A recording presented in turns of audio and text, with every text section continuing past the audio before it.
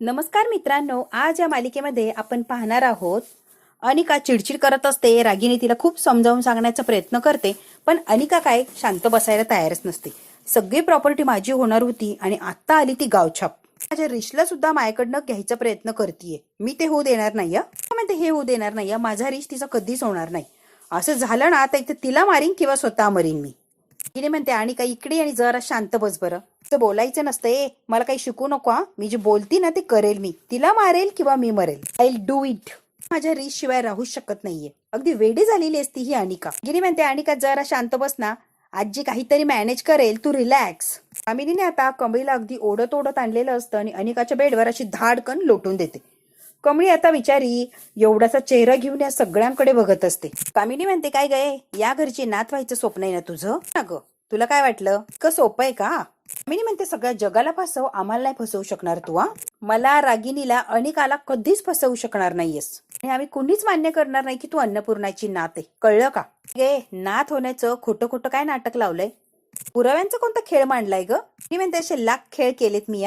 सगळ्यातून वर आलेली आहे मी. जी सगळी लोक भूल थापांना बळी पडतील, पण ही कामिनी कधीच नाही. लोक ठेवतील अन्नपूर्णाची नात येतो, पण मी विश्वास ठेवणार नाही. कधीच नाही. सगळी प्रॉपर्टी, सगळी संपत्ती फक्त आणि फक्त माझ्या अनिकाची आहे, कळालं? दुसऱ्या कुणाचीच ती होऊ शकत नाहीये. फक्त कब्जा करायला आलीयस, बरोबर ना? उठते आणि म्हणते ग्रॅनी आजी तू काय बोलत बसली ग हिच्याशी? हिची लायकी आहे का आपल्याशी बोलायची? बाजूला उभं राहण्याची तरी लायकी आहे का? तर म्हणे या घरची नात बनवून आलीये गावछाप. आरशात बघत नाही का ग स्वतःला? तू कुठे, मी कुठे? या घरची नात शोभतीस का तू? एम्पायरची क्वीन आणि तू सिरियस? पूर्ण आजीची नात कशी असायला पाहिजे जरा इमॅजिन कर. अनिका महाजन सारखी असायला पाहिजे, तुझ्यासारखी नाही गावछाप. कशी आहेस ग? आमच्या घरची मोलकरणी तरी बऱ्या आहेत. गार्डन मध्ये उभा राहायची तरी लायकी आहे का?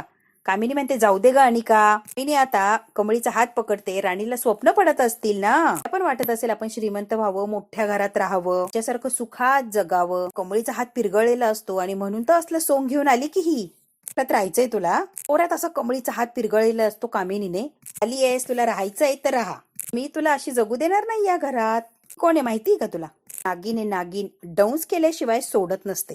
तिने आता समोर येते आणि म्हणते आई कशाला एवढं टेन्शन घेतेयस ग?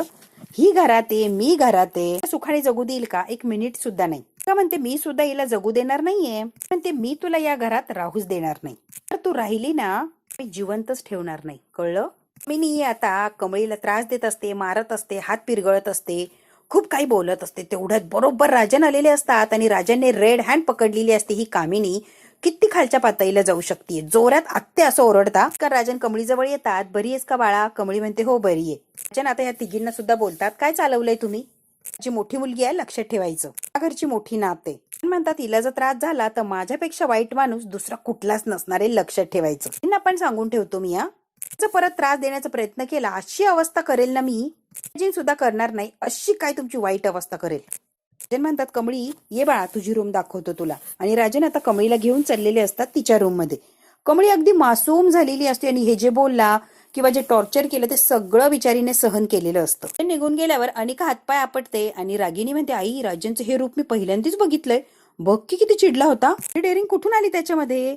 अनिका म्हणते अगं गावछाप करतेय डॅडला प्रोत्साहन, त्यामुळे डॅड असं करतोय. त्याच्यामुळेच त्याला डेअरिंग आलीये. माझा डॅड आहे ना, मग असं का वागतोय माझी? म्हणते अनिका ऐक ना बाळा तू रडण्याची नाही. तिने म्हणते का ग रागिनी म्हातारी खूप खुश असेल ना, तिची नात आलीये, तिचा वारस आलाय.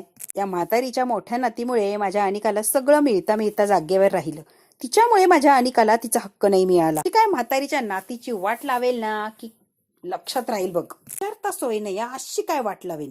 जण आता कमळी सोबत आलेले असतात. त्या रूमच्या बाहेर उभे असतात आणि म्हणतात कमळे ही रूम आईने तिच्या मोठ्या नातीसाठी स्पेशल ठेवली. मोठी नातच या रूम मध्ये राहणार यासाठी आईने ही राखून ठेवली होती. तिच्या वाढदिवसापासूनच्या आतापर्यंतच्या सगळ्या गिफ्ट या रूम मध्ये आहे. स्पेशल तिच्या नातीसाठीच होती. जे द्यायचंय जे काय असेल गिफ्ट वगैरे सगळं तिच्या नावाने तिथे ठेवलेलं आहे.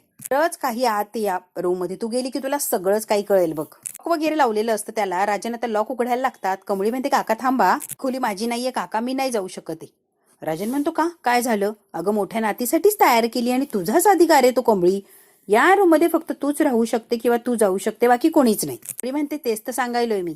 ही खोली अन्नपूर्णा आजीच्या मोठ्या नातीची आहे, माझी नाही. तिने तिच्यासाठी काय काय ठेवलं असेल, किती स्वप्न रंगवले असतील का. या खोलीत ज्या काय आठवणी आहे ना त्या फक्त आणि फक्त तिच्यासाठी ठेवल्यात आजीने.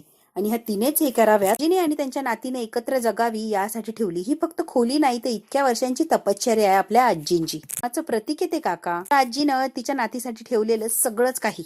मायेची ठेवण आहे काका ती. त्याच्यावर माझा हक्क नाही हा. अगं हो ठीक आहे, पण तरी पण.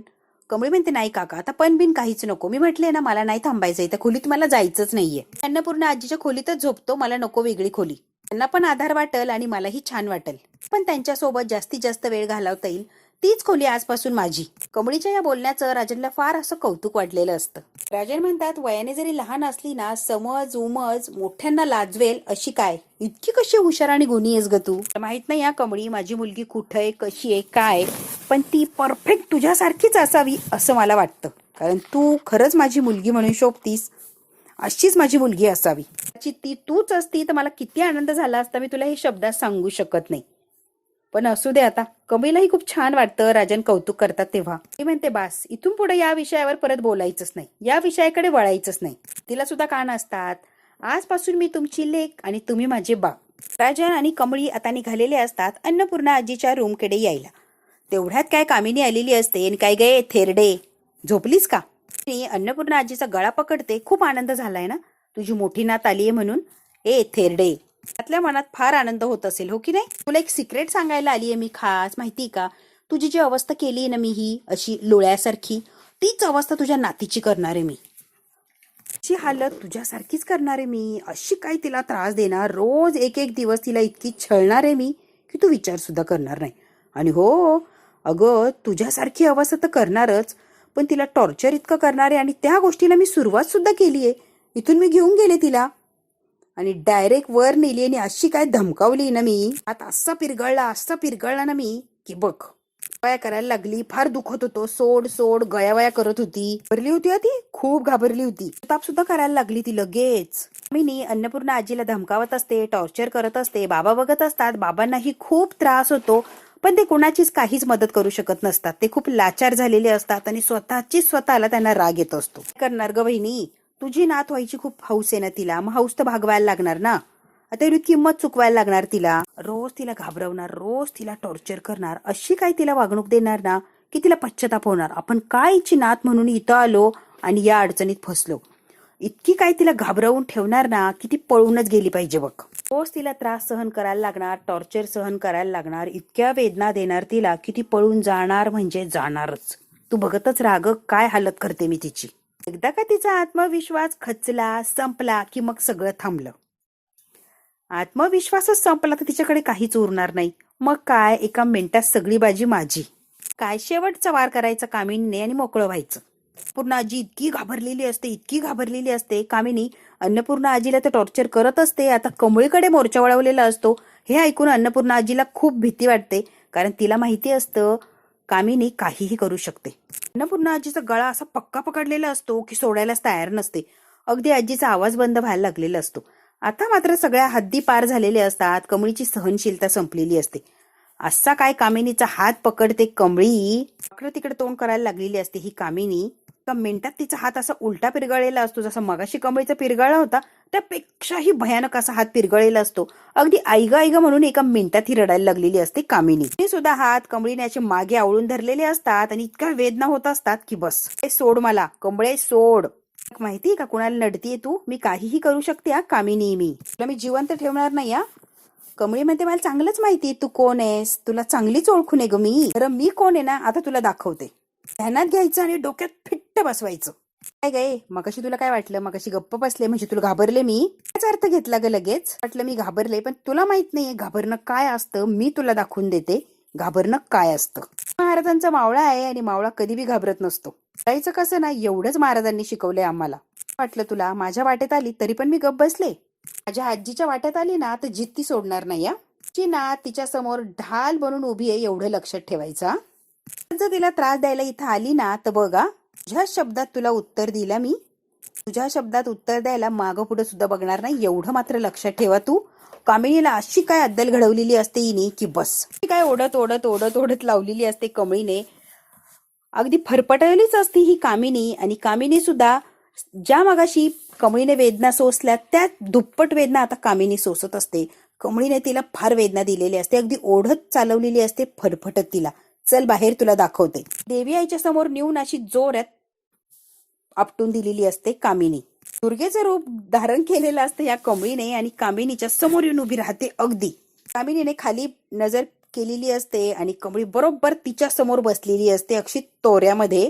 ती बरोबर कामिनीच्या समोर बसते आणि म्हणते, लक्षात ठेवायचं, हक्क, अधिकार, आवाज आणि सत्ता फक्त आणि फक्त अन्नपूर्णा आजीचीच चालणार सगळीकडे.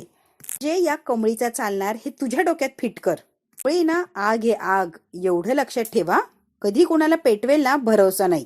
अंधारामध्ये वाट पण दाखवते आणि वेळ आली की जाळून पण टाकते. लक्षात ठेवायचं. त्यांनी माझा बा तुम्हाला इतकं बोललाय, आता बघतच राहायचं. या घरातली प्रत्येक व्यक्ती हळूहळू स्वतःसाठी कशी उभी राहते तुमच्या विरोधात.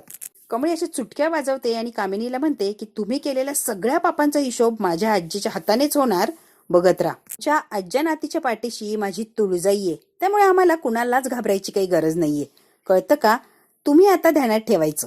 कमळी आता तुळजाईच्या समोर उभी राहते आणि जोरात जय भवानी असं करते आणि कामिनीची अगदी बिल्ली मांजर करून टाकलेली असते. अशी काय घाबरलेली असते ही कामिनी. पहिल्यांदाच कुणीतरी कामिनीला उत्तर द्यायला उभं राहिलेलं असतं. आता निंगी हॉस्टेलच्या रूमवर एकटीच असते आणि तिला काही झोप येत नसते बिचारीला. निंगी खूप झोपण्याचा प्रयत्न करते पण तिला काही झोप लागतच नसते.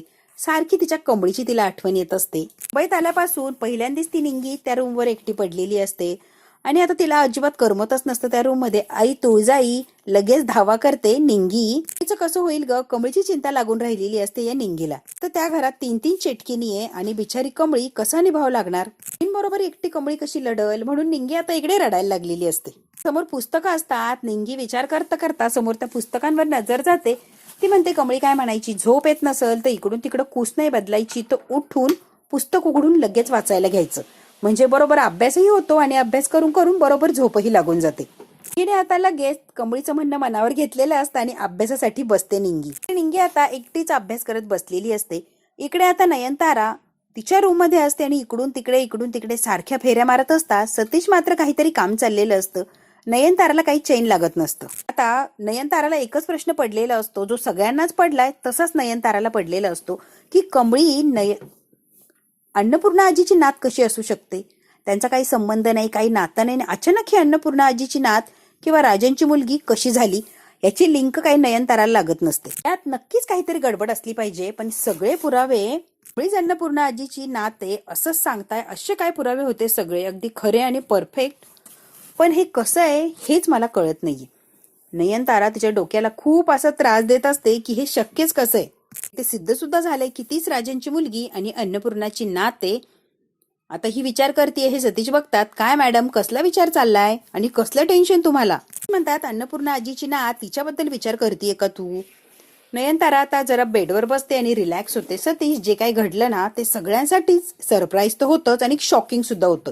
ही इमॅजिनच करता येणार नाही की कमळी सतीशची मुलगी आहे.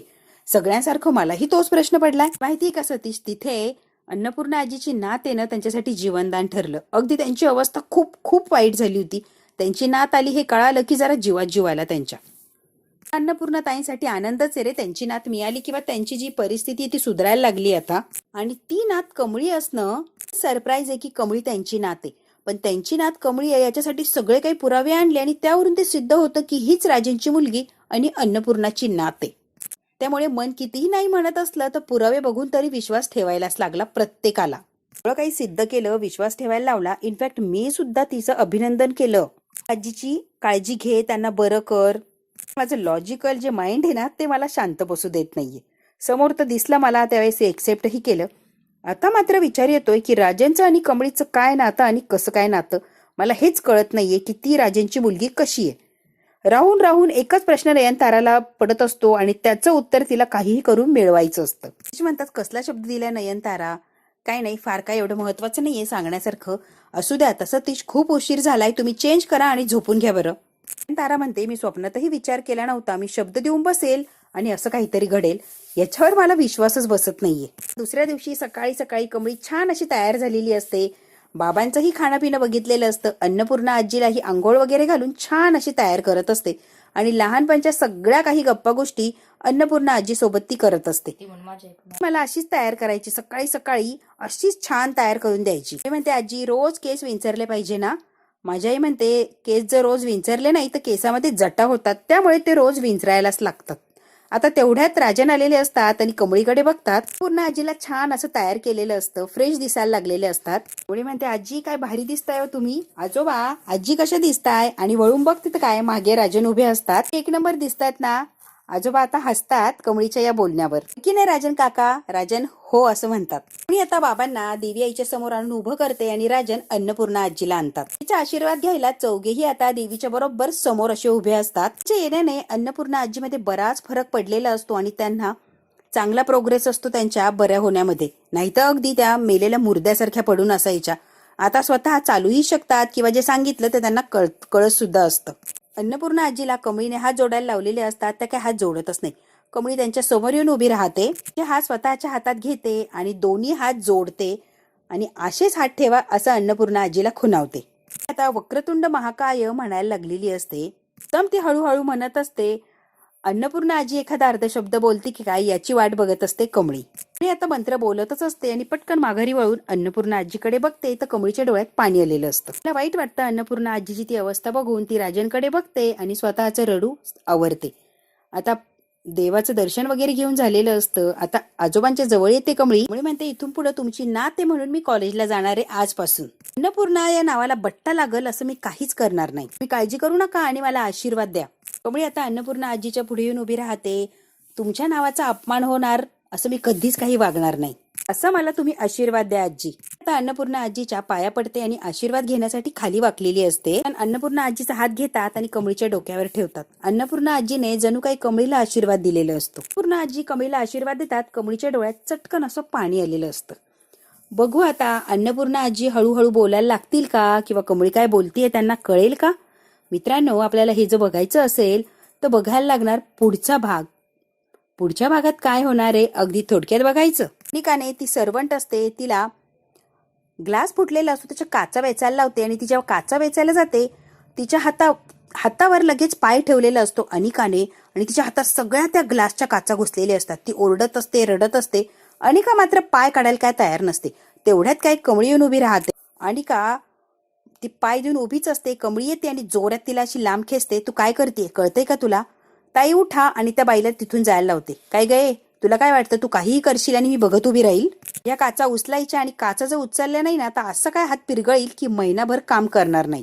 तिने सगळं सामान आणलेलं असतं अनिकाच्या रूम मध्ये. हे कोणाचं सामान आहे. कमळी म्हणते आपण बहिणी ना, मग एकाच रूम मध्ये राहणार. म्हणते ही माझी रूम आहे आणि त्या रूम मध्ये फक्त मीच राहू शकते. सामान उचलायचं आणि इथून लगेच निघायचं. म्हणते हिम्मत असेल तर सामान बाहेर काढून दाखव. की कमळीला भेटायला आलेला असतो. तू ठीक आहेस का कमळी. कमळी म्हणते ऋषी सरांना सगळं खरं सांगायला हवंय, खूप महत्वाचं बोलायचंय सर. कमळी आता काय ऋषीला खरं सांगणार आणि ऋषीला काही खरं सांगत असताना कुणी ऐकेल का, हे जर बघायचं असेल तर बघायला लागणार पुढचा भाग. हा भाग इथेच संपला. व्हिडिओ आवडल्यास लाईक, शेअर, सबस्क्राईब नक्की करा. धन्यवाद.